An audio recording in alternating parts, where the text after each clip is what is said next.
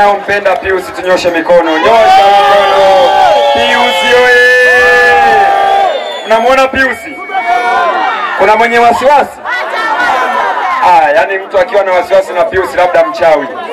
Hebu niwaone wachawi ni wajua waliopo hapo wenye wasiwasi. Wachache sana wapo. Sisi oye! Ndugu zangu, huyu ndio mgombea wetu wa nafasi ya udiwani kwenye kata yetu ya Nyakamwaga. Sisi kama Chama cha Mapinduzi, vikao vyake vya mkoa tumeridhika naye, na wananchi na wajumbe wa CCM wa kata ya Nyakamwaga wameridhika naye.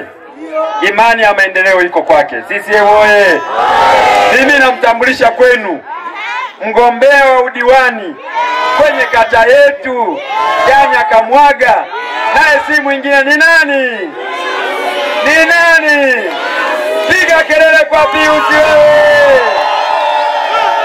Nimeambiwa niombe kula kwa sababu mengi wameshasema.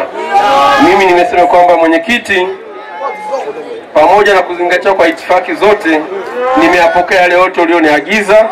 Nitaenda halmashauri, nitasimamia, nitatetea, nitayaomba kwa nguvu zangu zote, kwa roho yangu yote, kwa moyo wangu wote, hata ikibidi hata kifo. Ninaamini nimeyafanya kwa kipindi changu cha miaka mitatu nilipokuwa mwenezi. Nimetumika, nikatumika na nikakubali kwamba ninafaa. Nimshukuru mtangulizi wangu baba yangu Mheshimiwa Thomas Kayange, amenipa kijiti, amenipa baraka na amesema mwanangu hutakoma kwa chochote. Kwa umoja wetu, kwa nguvu yetu, Nyakamwaga mbele itasonga. Nyosha mikono. Samia Oktoba tunazima zote, kazi na utu, tanipa kula mnipi. Mshiriki hiyo tarehe 29 mwezi wa 10, mjitokeze mkapige kula. Oktoba ninasimama hapa kumwombea mheshimiwa mbunge wangu Dokta. Yaani ninaposema dokta maana yake hospitali zote zinaenda kupata madokta. Dokta. Hospitali zote zinaenda kupata madokta. Oye!